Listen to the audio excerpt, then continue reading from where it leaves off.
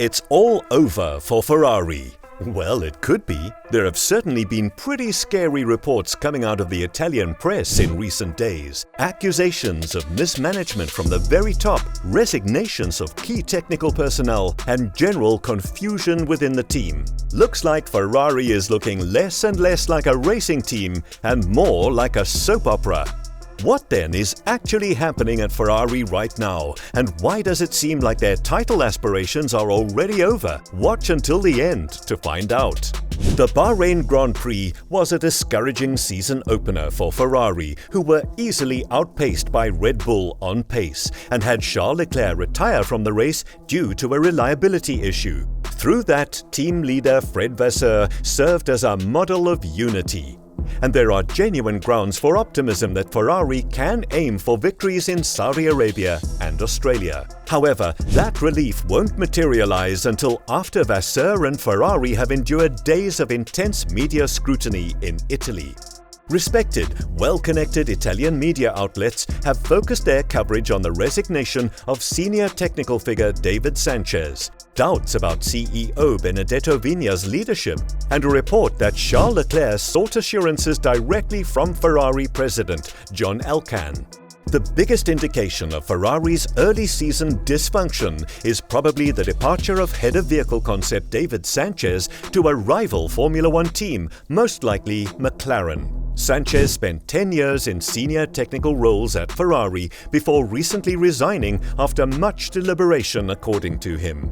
He held a variety of aerodynamic positions prior to that, culminating in his tenure as Ferrari's head of aero from 2019 to 2021, and was a key player in the 2022 and 2023 cars as head of vehicle concept. Sanchez has since made it official that he's leaving to work on another F1 project. Since then, rumors have circulated speculating that this is McLaren, where Sanchez previously worked before joining Ferrari.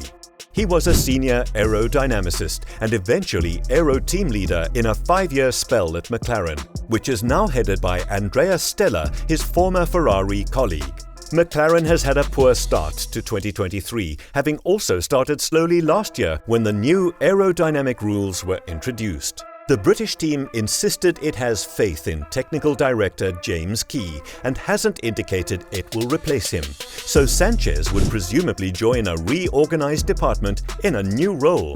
With his resignation, Sanchez becomes the most recent senior Ferrari official to leave or have his position altered. Mattia Binotto resigned as team principal at the end of last season, and over the winter, important but non-public figures like Jonathan Giacobazzi and Gino Rosato also left their positions. Inaki Rueda, head of strategy, was changed to a factory position prior to the new season, with the pit wall and trackside team changed as a result. There is speculation about racing director Laurent Mekies, chassis boss Enrico Codil, stories of disillusioned long-time Ferrari personnel that have either walked away or want to, and concerns that Sanchez's resignation and other potential issues within the technical department are a bad omen for Ferrari's 2023 development plan. Many of the prominent changes that have occurred over the winter seem bewildering, and rumors of dissatisfaction with management imply that some employees left or intend to leave as a result of an internal divide. Early rumors about players like Mekies and Codil are also not encouraging. It's unclear who would be advocating for a restructuring of the technical division, but it seems premature and uncharacteristic for Vasseur to be the one blaming those below him. Overplayed or not, there is a clear emphasis on uncertainty and worry within Maranello. Theoretically, this team has always had what it takes to once again reign over Formula One. But far too frequently, Ferrari falls short of its potential. That has happened again in 2023, certainly based on the start of the season. It seems like some parts are actually being stripped further away, and there is a serious undercurrent of worry throughout the organization, creating the concern that things might get worse before they get better. Without strong, empowering leadership from the very top, or in other words, above Vasseur, Ferrari is its own worst enemy. Historically, interference and a culture of fear of reprisal from above leads to finger-pointing and to backward steps in the team's execution of its potential. Vasseur represented unity in Bahrain, so it would be surprising if he departed from that message anytime soon. He might dismiss such conjecture and criticism, stand up for the organization he's been tasked with running, and insist that he and his CEO have the open lines of communication they need. However, there's rarely smoke without fire, especially in the case of Ferrari. The real question is, where is this coming from, and why? There may be valid reasons to be concerned about Ferrari's direction and the potential for major issues.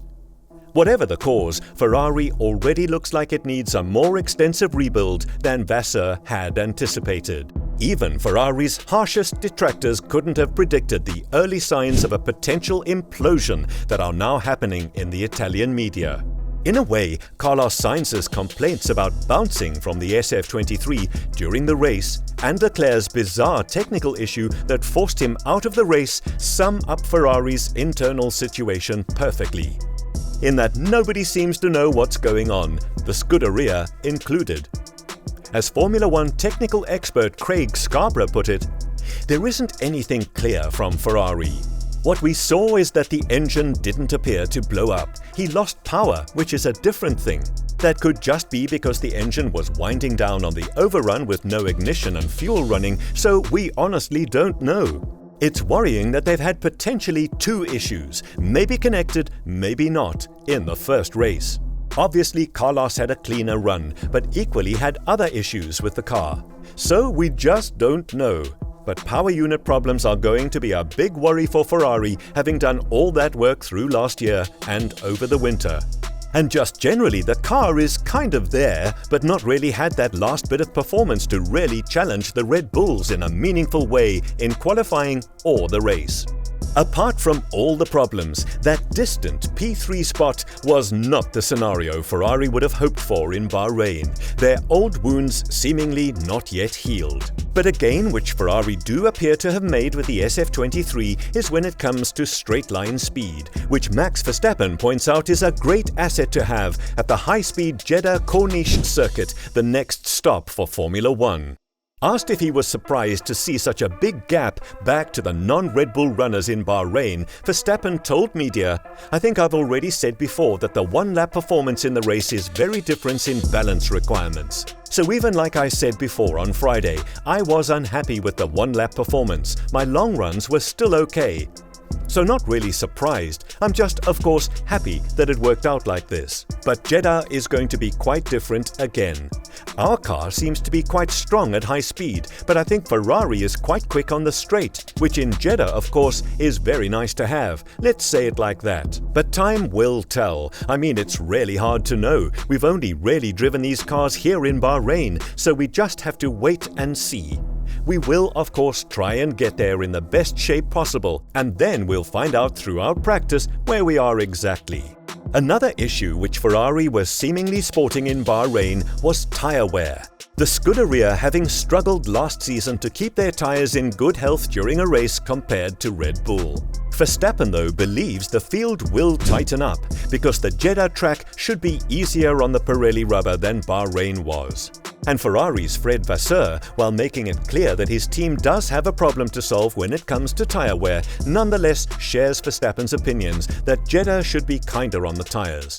Asked if Ferrari need a few more races to get a clearer picture, Vasseur said, "Even if Bahrain is a bit extreme in terms of degradation and also considering the layout of the track, the fact that you have a lot of traction phase with DRS, and so it means that if you're not in good shape, that it's becoming a mega problem. But this is the situation, and it's not the track layout. The circumstances increase the picture, but don't change the picture. It means that for sure we have to do improvement. It will probably be much easier in Jeddah, but it is like this today. So, despite the conflicting emotions, it appears that the consensus within the paddock is still much to play for. Naturally, that is assuming that Ferrari doesn't collapse in the meantime, which seems to be a real possibility. What do you think though? Is Ferrari really at risk of an employee crisis, as suggested by all these reports in the Italian media, or is this just fear-mongering? Will they be able to take the fight to the Red Bulls in Jeddah? Please let us know in the comments section below. If you enjoyed the video, please consider liking it and subscribing. Be sure to click the bell icon to be notified of future uploads. Thanks for watching.